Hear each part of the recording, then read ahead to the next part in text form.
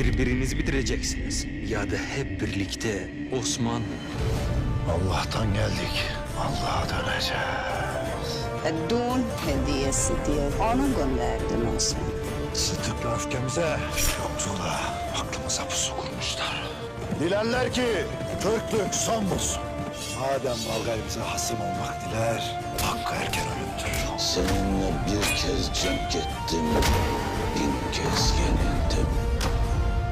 Osman'ı su yerine getirirken biz de baskın hazırlığı yapacağız. Bilmezler. Türk'ün mezar taşının olduğu yer bizim vatanımızdır.